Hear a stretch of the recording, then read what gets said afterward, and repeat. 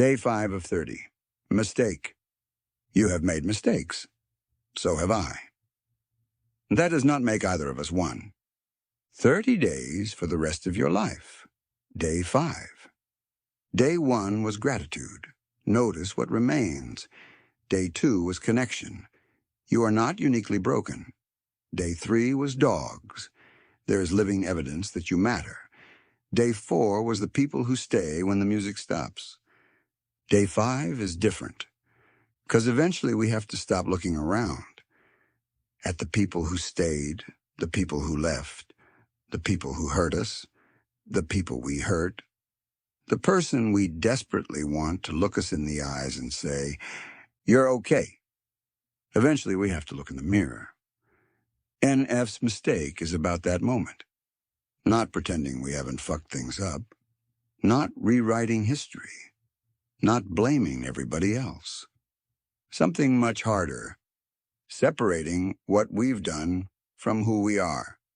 You can make a mistake without becoming one. Until you understand that difference, the shadow can use every failure you've ever had as evidence against your right to be happy. Let's go down the rabbit hole. I feel like I'm at standstill waiting for you to tell me I'm okay. There it is. Maybe the most dangerous waiting room in existence. Waiting for someone else to tell you you're okay. Think about how much of our lives can disappear there. Waiting for a father to finally say he's proud. Waiting for a mother to understand. Waiting for a boss to recognize your value. Waiting for the crowd to applaud. Waiting for the person who left to come back. Waiting for the person who hurt you to apologize. Waiting for someone who stopped choosing you to suddenly turn around and say, "I was wrong. You were worth choosing." So you wait. Maybe if I become more successful. Maybe if I get in better shape. Maybe if I make more money. Maybe if I explain myself one more time. Maybe if I prove I've changed. Then they'll finally say, "You're okay." But what if they never do? What if they don't know how? What if they're fighting their own shadow? What if they never understood your value because they never understood their own? Are you going to spend the rest of your life standing still waiting for someone else to give you permission to live? That's the first matrix of day 5. You gave someone else the authority to decide whether you're okay. Take it back. I've got qualities that I'm not proud of. Good. Welcome to humanity. Every person you've ever admired has qualities they aren't proud of. Every hero has a shadow. Every warrior has been afraid. Every parent has gotten something wrong. Every person who has loved has occasionally loved badly. The question isn't whether darkness exists inside you. The question is whether you're willing to look at it. You don't defeat the shadow by denying it. You turn around. You look directly at it. Yes, I can be angry. I can be selfish. I can be jealous. I can become resentful. I can say things I regret. I can hurt people. I can make promises and fail to keep them. I can become someone I don't recognize when I'm afraid. Those things deserve accountability. They do not require self-destruction. There is an enormous difference between "I did something wrong" and "there is something fundamentally wrong with me." One creates responsibility. The other creates shame. Responsibility says, "Fix it." Shame says, "You are it." Know the difference. I've made promises that I walked out on. Sometimes we really were wrong, not misunderstood, not unfairly judged. Wrong. We broke promises. We hurt people. We stayed too long. We left too early. We said something designed to wound. We lied. We reacted instead of thinking. We failed someone. Maybe someone failed us first. That doesn't erase our part. Real healing isn't rewriting yourself as the hero of every chapter. Sometimes you were the victim. Sometimes you were the villain. Most of the time, you were probably just a flawed human being reacting imperfectly to another flawed human being. Own your part. Apologize where appropriate. Repair what can be repaired. Learn. Change. But eventually the sentence has to end. You cannot serve a life sentence for every version of yourself you've outgrown. I've had days I feel I don't deserve love. There it is, the real wound, not nobody loves me, something deeper. Maybe nobody should. Once you believe you don't deserve love, you'll start accepting things you would never accept if you believed you had value. You'll stay where you're constantly diminished. You'll tolerate manipulation. You'll excuse cruelty. You'll confuse volatility with passion. You'll accept disrespect because somewhere inside you're thinking, maybe this is what I deserve. You start negotiating against yourself. The shadow doesn't need to build the prison anymore. You'll build it. You'll decorate it. You'll defend the person holding the key. You'll call the cage loyalty. You'll call fear love. You'll call being used sacrifice. Eventually you forget the door was ever there. Some abusive relationships aren't held together by physical walls. They're held together by one belief. Nobody else could love me anyway. That's not love speaking. That's the wound. Mistake. Might have made some slash. Can't argue with that, but I ain't one. There. That's day 5.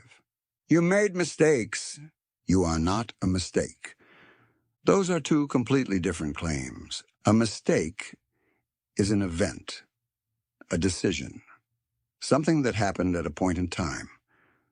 But the shadow performs the same trick we've been exposing all week. It converts an event into identity. I failed becomes, I'm a failure. I was abandoned becomes, I'm unlovable. I trusted the wrong person becomes, I'm stupid. I stayed too long becomes, I'm weak. I hurt somebody becomes, I'm bad. I made mistakes becomes, I am a mistake. Watch the language. That's where the matrix is hiding. Something you did has been converted into something you are. Reject the conversion. Accountability does not require annihilation. You can regret yesterday without surrendering tomorrow. Misplaced, but I found a lot of resentment. Resentment initially feels like strength. Someone hurt you. So you replay it, build the case, prosecute them in your head. Same courtroom, same evidence, same verdict. Guilty. Again, again, again. They may not even be in your life anymore. But you're still holding court. So who is actually in prison? You. Resentment convinces us we're punishing somebody else while consuming our own attention. The person who hurt you may be sleeping peacefully. You're awake arguing with their ghost. That's not justice. That's occupation. They left, but they're still living in your head. Evict them. Forgiveness does not mean what happened was okay. It does not require reconciliation. It does not require access. It does not mean trusting someone who repeatedly proved they cannot be trusted. Forgiveness means you no longer control the internal weather of my life. That's freedom. Causes a mess when you let it get to the place of no confidence. Pain becomes resentment. Resentment becomes identity. Identity becomes expectation. Expectation changes behavior. You stop trusting, stop trying, stop risking, stop believing. You interpret every new person through the crimes of the old one. Now somebody who never hurt you is paying the debt of somebody who did. That's how pain reproduces itself. The abused becomes defensive. The betrayed becomes suspicious. The abandoned refuses attachment. The person who felt controlled becomes controlling. Not because they're evil, because unexamined wounds become operating systems. This is why the real war is within. The enemy isn't merely what happened to you. The enemy is allowing what happened to you to decide who you become. thinking if you bring me down, I'ma just choose to let myself get used. No. This is where the boundary appears. Love does not require becoming a doormat. Compassion does not require surrendering yourself. Forgiveness does not mean unlimited access. Understanding someone's trauma does not mean volunteering to become its target. You can understand why someone behaves the way they do and still say, "You cannot treat me like this." Both can be true. Maybe they're hurting. Maybe they're afraid. Maybe their behavior makes perfect psychological sense. And maybe you still need to leave. Empathy without boundaries becomes self-abandonment. Self-abandonment becomes resentment. Love your neighbor as yourself? Interesting phrase. As yourself. Not instead of yourself. If your definition of love requires you to disappear, something has gone wrong. I feel trapped. There is the cave again. Except the chains aren't made of iron. They're made of beliefs. I can't leave. I can't start over. Nobody else will want me. I've invested too much. What will everyone think? Maybe they'll change. Maybe I'm the problem. Maybe I deserve this. Maybe this is as good as life gets. Shadow after shadow on the wall. Eventually you stop testing whether the chains are even locked. Morpheus doesn't need to drag you from the cave.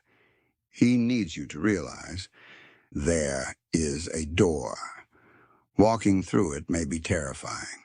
Starting over may suck. Being alone for a while may be frightening. But being alone and being trapped are not the same thing. Sometimes solitude is the first room outside the prison. I'll stand on my own 2 feet. Now we're moving. But be careful, because this can become another trap. Day 4 taught us that it takes a village. Standing on your own 2 feet doesn't mean I need nobody. That's pain pretending to be strength. It means nobody else gets to determine whether I stand. People can help you, love you, support you, believe in you, walk beside you, catch you occasionally. But eventually your feet have to touch the ground. Morpheus can show Neo the door. Neo has to walk through it. I feel like I'm at standstill waiting for you to tell me I'm okay. Now we return to the beginning, except it sounds different. Waiting for you to tell me I'm okay. Who is you? Your father? Your mother? Your spouse? Your ex? Your boss? Your children? The internet? The world? Maybe you've been waiting years. Maybe the apology never comes. Maybe the recognition never comes. Maybe the person you desperately wanted validation from is simply incapable of giving it. Then what? Do you remain frozen? No. Eventually you have to become the person you've been waiting for. Look into the mirror, not the social media mirror, not the resume, not the bank account, not somebody else's opinion.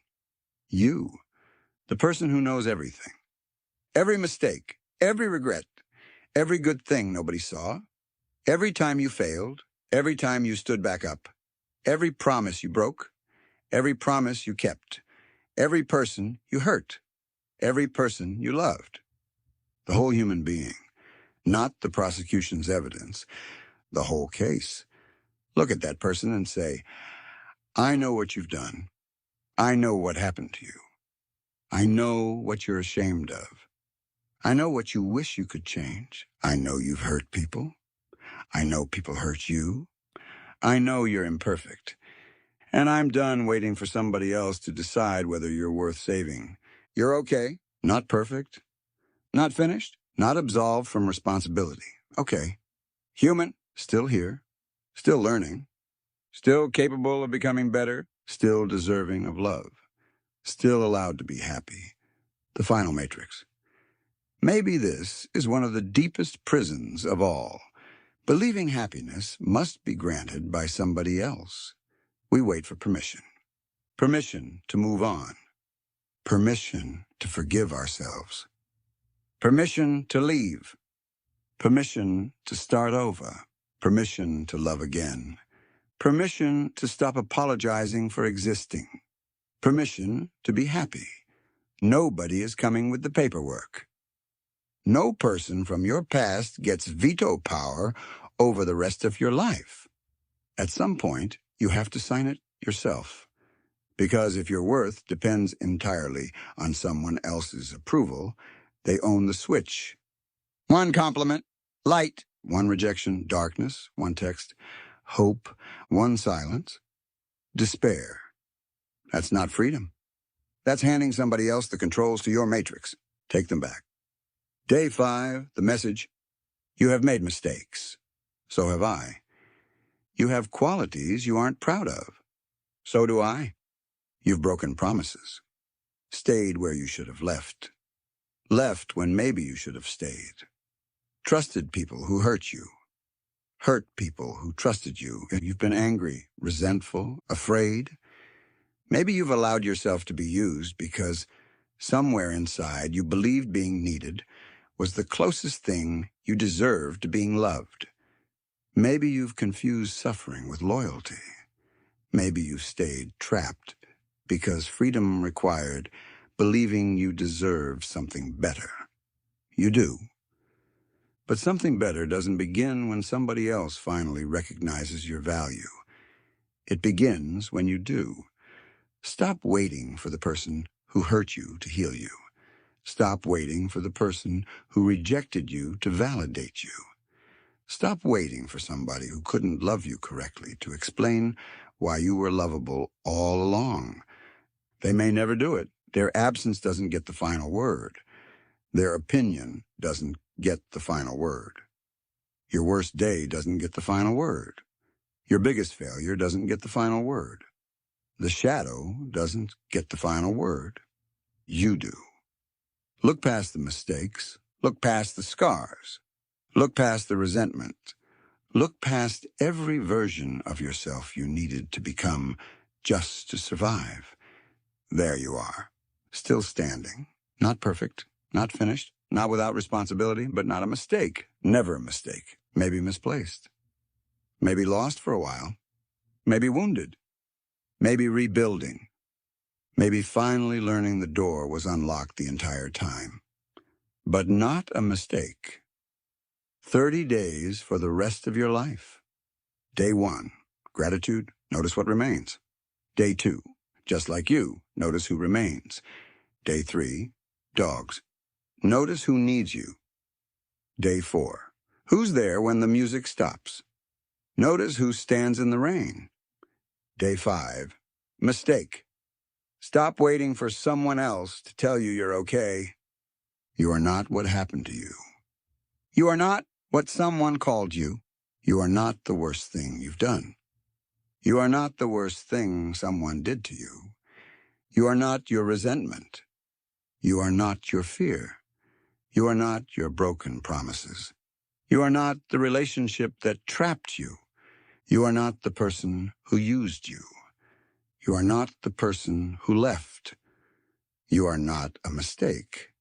You made some. Good. Learn. Own them. Repair what you can. Forgive what you can. Leave what you must.